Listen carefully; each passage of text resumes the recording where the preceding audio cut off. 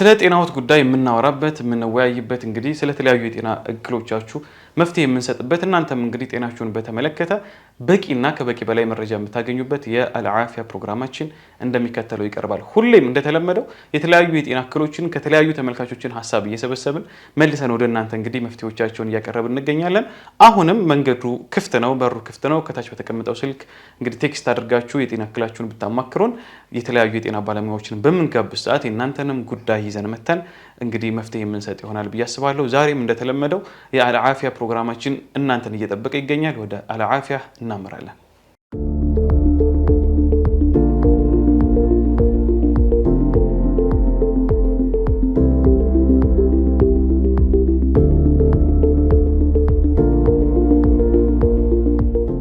مرحبا ተመልካቾቻችን አልዓፊያ ፕሮግራማችን ላይ ደርሰናል። በአልዓፊያ ፕሮግራማችን የተለያዩ ኬዞችን ያነሳን ችግሮቻቸው እንዴት ይመጣሉ፣ እንዴት ደግሞ ጤናችንን መጠበቅ አለብን ችግሩ ከመምጣቱ በፊት፣ ከመጣስ ደግሞ እንዴት አድርገን ከኛ ዳይኖር ወይም ደግሞ ከኛ እንዲወገድ ምን አይነት መፍትሄዎችን ምን አይነት አማራጮችን መውሰድ አለብን የሚለውን እያየን ነው የምንገኘው። ዛሬ እንግዲህ ሰሞነኛ ኢሹ ወይም ደግሞ ሰሞነኛ የጤና ጉዳይ የሆነ ርዕስ አንስተን እንወያያለን። እሱም ደግሞ የፋቲ ሊቨር ወይም ደግሞ የጉበት ስብ ክምችት አደጋችንን እንዴት አድርጎ ህይወታችንን ሊቀጥፍ እንደሚችል ከመቅጠፉ በፊት ደግሞ እኛ እንዴት አድርገን መከላከል እንደሚችል ኢንሻአላህ እናያለን። እንግዲህ ፋቲ ሊቨር የምንለው ወይም ደግሞ የጉበት ስብ የምንለው ጉበታችን ብዙ ስራዎችን ይሰራል። ከዛ ያንን ስራዎችን ሲሰራ ግን በላው ላይ በሚከማቹት ስቦች ወይም ደግሞ ላው ላይ በሚከማቹት ፋቶች አማካኝነት ምን ይሆናል? እየተሸፈነ ጉበታችን በስብ እየተሸፈነ ይሄድና ከዛ በኋላ ራሱን ወደ መጥበስ ወይም ደግሞ ወደ ጠባሳነት ይሄዳል። ከዛ በኋላ ቀስ በቀስ ምን ይሆናል ማለት ነው? ሙሉ በሙሉ ዳሜጅ ይሆንና ከዛ ስራውን በአግባቡ መስራት አይችልም። ይዛኔ ምን እንሆናለን? እኛ ህይወታችን ይጣፋል ማለት ነው። ህይወታችንን አደጋ ላይ ያደርሰዋል ማለት ነው። ስለዚህ ጉበታችን በስብ እንዳይከበብ ወይም ደግሞ ጉበታችን ላይ ምንም አይነት ስብ እንዳይከማችና ጉበታችን ጽዱ እንዲሆን ምን ማድረግ አለብን የሚለውን ከማየታችን በፊት መንስኤዎቹ ምንድናቸው? ጉበታችን ስብ እንዲከማችበት የሚያደርጉ ነገራቶች ምንድናቸው? ሁለት ምክንያቶች አሉ፣ አልኮሊክ እና ነን አልኮሊክ። አንደኛ በአልኮል የሚመጣ የጉበት ስብ ክምችት አለ። ማለትም አስካሪ መጠጦችን ኸምሮችን በምንጠጣ ሰዓት የሚመጣ የጉበት ስብ አለ። እንደዚሁም ደግሞ ከዚህ ውጭ ደግሞ የሆነ በሌላ መንገድ ደግሞ ሌላ ኮዞች ከስሩ ኑረውት የሚመጣ የጉበት ስብ አለ ማለት ነው። ስለዚህ በሁለት መንገድ ሊመጣብን ይችላል። የመጀመሪያው ነን አልኮሊክ ፋቲ ሊቨር የምንለው ወይም ደግሞ ሰውየው ምንም አይነት አልኮል ሳይጠቀም እንደ ሸሪዓ አይቻልም አይፈቀድም፣ ግን ደግሞ ሌሎች ሰዎች በምን ሊመጣባቸው ይቻለ የሚለውን ግንዛቤ እንድታደርጉበት ነው። ይሄ ነን አልኮሊክ ፋቲ ሊቨር የምንለው ሞስትሊ ኮመን ነው። አብዛኛውን ሰው ሊያጠቃ ወይም ደግሞ ሊታመምበት ይችላል፣ ግን ደግሞ ያን ያክል ሰፊ ኮምፕሊኬሽን ላያስከትል ይችላል ቀድመን ከደረስንበት ማለት ነው። ማንኛውንም አይነት ህመም ቀድመን ዲቴክት አድርገን ከደረስንበት አስፈላጊ የሆነውን ጥንቃቄ ካደረግንና በቂ የሕክምና እርዳታ ከተደረገልን የትኛውም ህመም ጉዳት ከማድረሱ በፊት ልንከላከለው ወይም ደግሞ ከኛ ላይ ልናስወግደው እንችላለን። ስለዚህ ይሄ ከአልኮል ውጭ የሚመጣ የጉበት ስብ ክምችት አብዛኛው ሰው ላይ ይታያል። በተለይ ደግሞ እነዚህ ወፍራም ሰዎች ላይ ሊታይ ይችላል። ለምሳሌ በአልትራሳውንድ ቸክ ሲደረጉ ጉበት ላይ ምን አለ? ስብ አለ። ስለዚህ ይህን ስብህን አጥፋ ይባላሉ። የሚያጠፉባቸው ደግሞ የራሳቸው ሜቶዶች ወይም ደግሞ ቤት ውስጥ በቀላሉ ልናደርጋቸው የምንችላቸው ነገራቶች አሉ። እነዛን እንዳደርጉ ይመከራሉ። ይሄ ያው ከአልኮል ውጭ ሆኖ የሚመጣ ነው። ስለዚህ በምክንያት ሊመጣ ይችላል። ለምሳሌ ቱማች ሹገር የምንጠቀም ከሆነ፣ በጣም ጣፋጭ የምናበዛ ከሆነ ወይም ደግሞ ጣፋጭነትን ያላቸውን ስኳርን የያዙ ምግቦች ለምሳሌ አሉ። የስንዴ ተዋጽኦች፣ ነጭ ዳቦ ሊሆን ይችላል፣ መኮረኒ ሊሆን ይችላል፣ ፓስታ ሊሆን ይችላል፣ ሩዝ ሊሆን ይችላል። እነዚህ ምንም እንኳን ስኳር አልተጠቀምንም ብለን ብናስብም እንኳን ወይም ደግሞ በተዘዋዋሪ ዳይሬክትሊ በቀጥታ ስኳር ባንጠቀም እንኳን ግን በተዘዋዋሪ የስኳር ክምችት ያለባቸውን ምግቦች እየወሰድን ነው። ስንዴ በጣም ብዙ የስኳር ክምችት አለበት። ስለዚህ እነዛን ነገሮች አዘውትረን የምንመገብ ከሆነ በተለይ ነጭ ዳቦ፣ እንደዚሁም ደግሞ ሁሌ ጧት ለምሳሌ ፓስታ፣ መኮረኒ፣ ሩዞችን አብዛኛውን ጊዜ የምናዘወትር ከሆነ እነሱ ወደ ሰውነታችን ከገቡ በኋላ የደም ስኳራችንን ከፍ ስለሚያደርጉት ስለዚህ ሰውነታችን ውስጥ ያለው የደም ስኳር መጠን ከፍ ስለሚል ምን ይሆናል ማለት ነው ለጉበታችን የስብ ክምችት አንዱ መንስኤ ይሆናል። ይሄ እንዴት ነው የሚሆነው? የስንዴ ምግቦች ወይም ደግሞ ይሄ ጣፋጭ ምግቦችን ባበዛን ቁጥር ወደ ዲያቤቲክስ ወይም ደግሞ ከዚህ በፊት ያየነው ኬዝ አለ አይደለ? የስኳር ህመም የምንለው ታይፕ 1 ሊሆን ይችላል፣ ታይፕ 2 ሊሆን ይችላል። ስለዚህ ሞስትሊ ደግሞ ታይፕ 2 የስኳር ህመም ነው። ስለዚህ ዲያቤቲክ ሆን ማለትኛ ወይም ደግሞ ብዙ ጊዜ ይህንን የጉበት ስባችንን ሊያመጣ ይችላል ተብሎ ጥናት የተደረሰበት ምንድነው የስኳር ህመምተኞች እንሆናለን ማለት ነው። ስለዚህ ጣፋጭ ነገራቶችን ወላ ሻይ ወላ እነዚህ ነጫጭ ምግቦችን እንደዚሁም ደግሞ በውስጣቸው ጣፋጭነት ያለባቸውን ምግቦች ለምሳሌ ለስላሳ መጠጦችን ሊሆን ይችላል።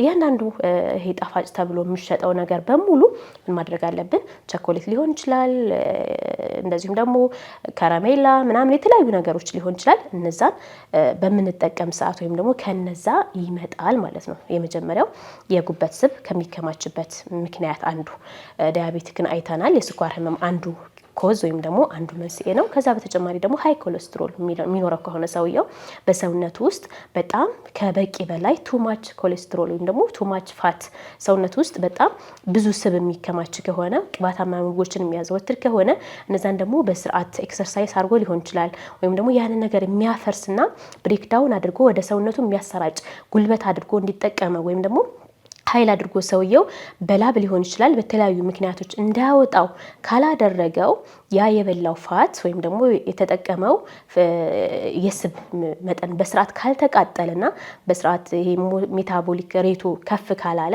ምን ይሆናል ማለት ነው ሰውነት ውስጥ እየተከማቸ ይሄዳል። ስለዚህ ያ አንዱ ጉበታችን ላይ ስብ እንዲከማች ያደርጋል ማለት ነው።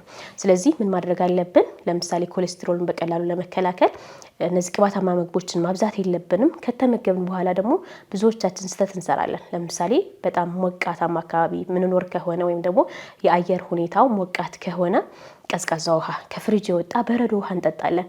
ያንን በምናደርግ ሰዓት የተጠቀምነው ስብ ወይም ደግሞ የተጠቀምነው የፋት መጠን በቀላሉ አይሰባበርም ወይም ደግሞ ወደ ሰውነታችን አይሰራጭም። ይልቁንስ እዛው ላይ ምን ይሆናል ማለት ነው መመልከት መጀራት ትችላላችሁ። ለምሳሌ በጣም ቅባታማ የሆነ ሳህናን ወይም ደግሞ ብረት ድስትን ወይም ዘይት ላይ የዘይት ቃን ቀዝቃዛ ውሃ ስናደርግበት እዛው ነው አብሮ አይደል ቅባቱ ምንም እንትን አይልም አይለቅም አይደለም እዛው ላይ ይለጠፋል እቃው ላይ። ግን ሙቅ ውሃ ስናደርግበት ምን ይሆናል በቀላሉ ቅባቱ ይለቃል። ስለዚህ ምግብ ከተመገብን በኋላ ቅባታማ ምግቦችን ከተመገብን በኋላ በቂ እንቅስቃሴ ማድረግ አለብን። እንደዚህም ደግሞ ከቀዝቃዛ ውሃ ይልቅ ለብ ያለ ውሃ ከተቻለ ሙቅ ውሃ ብንጠጣ፣ ካለበለዚያም ደግሞ እንደዚህ በጣም ቀዝቃዛ የሆነ ውሃ መጠቀምና መጠጣት የለብንም ማለት ነው። ስለዚህ የመጀመሪያው ኮዝ ከአልኮል ውጭ የሚመጣ የጉበት ስብ ወይም ደግሞ ፋቲ ሊቨር የምንለው አንደኛ የስኳር ህመም ወይም ደግሞ የስኳር በሰውነታችን ውስጥ ያለ የስኳር መጠን ከፍተኛ ከሆነ በዛ ሊመጣብን ይችላል። ስኳራችንን መቆጣጠር መቻል አለብን። በኮሌስትሮል ሊመጣ ይችላል ወይም ደግሞ ሃይ ኮሌስትሮል ካለን ኮሌስትሮል ያስፈልጋል ለሰውነታችን። በሌላ ጊዜ እንመጣበታለን። ምን ያክል ነው መጠቀም ያለብን፣ ምን ያክል ነው ማስወገድ ያለብን ሰፊ ስለሆነ ሌላ ራሱን የቻለ ክፍል ላይ እናወራዋለን። ስለዚህ ኮሌስትሮል ብዙ ከሆነ ሰውነታችን ውስጥ ያለው የፋት መጠን ብዙ ከሆነ ያንን መቆጣጠርና ማጥፋት አለብን፣ ማቃጠል አለብን ማለት ነው በየቀኑ በእንቅስቃሴዎቻችን። ከዛም ደግሞ እንደዚሁ ጣፋጭ ነገሮችን፣ የተጠባበሱ ምግቦችን፣ እነዚህ በዘይት የሚጠባበሱ ምግቦችን ማንኛውንም አይነት ምግብ ሐታ አሳ እንኳን ቢሆን እሱን ማስወገድ መቻል አለብን ማለት ነው። በኦቨን ወይም ደግሞ በማይክሮዌቭ አብስለን መብላትና በስቲም አብስለን መብላት መልመድ መቻል አለብን ማለት ነው። በዘይት የሚጠበሱ ነገራቶችን መቀነስ መቻል አለብን። ሁለተኛው ፋቲ ሊቨር ከሚከሰትባቸው ዋናው ነገር ደግሞ አብዛኛው ላይ የምናየው ምንድነው በአልኮል የሚመጣ የጉበት ስብ መጠን ነው ማለት ነው። ወይም ደግሞ የጉበት ስብ ክምችት ነው ማለት ነው። ያው አልኮል ብዙ ጊዜ ሰው የሚጠቀም ከሆነ በቀላሉ ጉበቱን እየጎዳ ጉበቱ ላይ ጠባሳ እያሳደረ ከዛም ጉበቱ ስራውን ወይም ደግሞ አገልግሎትን በስርዓት መስጠት ሳይችል ቀርቶ ራሱን ዳሜጅ ሲያደርግ የምናየው ኮዝ ነው ማለት ነው። ብዙ ጊዜ ምን ምልክቶች ልናይ እንችላለን? አንዳንድ ሰዎች ላይ ምንም አይነት ምልክት ላይሰጣቸው ይችላል። እንደ ኖርማል የህይወት እንቅስቃሴያቸው ሊቆዩ ወይም ደግሞ ሊኖሩ ይችላሉ። ምንም አላርም ላያደርጋቸው ይችላል። ግን ደግሞ ሞስትሊ ወይም ደግሞ አልፎ አልፎ ታይርድ ሊሆኑ ይችላሉ። ሰዎቹ በጣም ሊደክማቸው ይችላል። ወይም ደግሞ ፔን ሊኖራቸው ይችላል። በምናቸው በኩል ራይት ሳይድ በዚህ በስቶማካችን ወይም ደግሞ በሆዳችን ከቀኝ በኩል ከላይኛው የሆዳችን ክፍል ላይ በጣም የሚጠቀጥቅ ምቾት የማይሰጥ ህመም ሊሰማን ይችላል። ይህ ህመም የዚህ መንስኤ ወይም ደግሞ የዚህ ምልክት ብቻ ላይሆን ይችላል። የብዙ ኮዞች ምልክት ሊሆን ይችላል። ለምሳሌ የሐሞት ጠጠርን ሊመስል ይችላል ማለት ነው። የሐሞት ጠጠር ለምሳሌ በቀኝ ሆዳችን ከላይኛው በኩል በጣም የሚወጋ የሚያቃጥል የሚጠዘጥዝ ህመም ሊሰማን ይችላል። ይሄ ከተሰማን ምን ማድረግ አለብን? ሄደን ቀጥታ ከጤና ተቋም ላይ ቼክ ማድረግ አለብን ማለት ነው። ምን ስለሚሆን የጉበት ስብ ሊሆን ስለሚችል ማለት ነው። ይህንን ምልክት ሊያሳይ ይችላል። አንዳንድ ጊዜ ደግሞ ይሄ ሆዳቸው በጣም በጉበት ታማሚ የሆኑ ሰዎች ሌላው ሰውነታቸው ክስት ይልና ግን ሆዳቸው በጣም የመነፋትና በጣም የመወጠር ሆዳቸው በውሃ የመሞላት ሊያሳይ ይችላል። ቶሎ ብለን ወደ ሕክምና ተቋም መሄድ አለብን። ሎስ ኦፍ አፒታይት ሊኖር ይችላል። ወይም ደግሞ ምግብ ፍላጎት በጣም ይቀንሳሉ። ምግብ ያንከፈክፋቸው። የትኛውም አይነት ምግብ በጭራሽ አይወሰዳቸውም ማለት ነው። ስለዚህ እነዚህን ምልክቶች ካየን ወይም ደግሞ እንደዛ አይነት ሰው ካጋጠመን ወደ ጤና ተቋም ሄዶ በቂ ክትትልና አስፈላጊውን ሕክምና እንዳደርግ ማድረግ መቻል አለብን ማለት ነው። ኮዞቹ ያየን ነበረ። በምን ምክንያት ሊመጣ ይችላል? እንዴት ነው ሊከሰት የሚችለው? አልፎ አልፎ ደግሞ ብዙ ጊዜ ወፍራም የሆኑ ሰዎች ምንም አልኮል ባይጠጡም እንደዚሁም ደግሞ የስብ ክምችትን ባይኖራቸውም ብዙ ያን ያክል ስኳር ህመምተኞች ባይሆኑም ወይም ደግሞ በቃ ጤናማ ህይወት እኖራለሁ ብለው የሚያስቡ ግን በጣም ኦቤሲቲ የሆኑ ሰዎች በጣም ወፍራም የሆኑ ሰዎች ሰውነታቸው ውስጥ ያለው ስብ ወይም ደግሞ ይሄ ውፍረታቸው ከሆዳቸው በላይ ከሆነ በተለይ ከደረት እስከ ሆድ ያለው ስብ በጣም ይሄ ምንድነው አደገኛ የሆነ የስብ ክምችት ነው። እንደዚህ አይነት ክምችት ሲኖር ቶሎ ማጥፋት አለብን።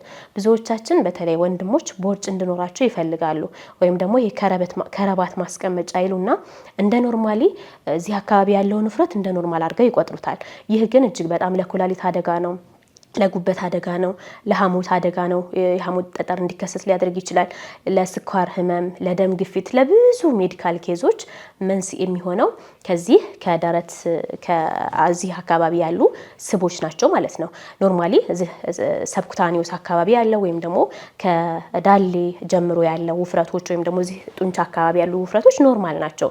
ምንም ሊያስከትሉብን የሚችሉት የጤና ጦስ ወይም ደግሞ የጤና ኮዝ አይኖርም። ስለዚህ እዚህ አካባቢ ያለው ውፍረት ካለ በምንም ብለን ኤክሰርሳይዝ በማድረግ እንደዚሁም ደግሞ ሙቅ ውሃ በመጠጣት ጤናማ አመጋገብ በመመገብ ማጥፋት ይጠበቅብናል። ካለበለዛ ወደ ተለያዩ ኮዞች ሊያመሩብን ይችላሉ ማለት ነው። ከዚህ በተጨማሪ ሊትል ኤክሰርሳይዝ ማድረግ ለምሳሌ ጠዋት ላይ እንወጣለን፣ ታክሲ እንገባለን ወይ በመኪናችን እንሄዳለን፣ ቢሮ እንገባለን።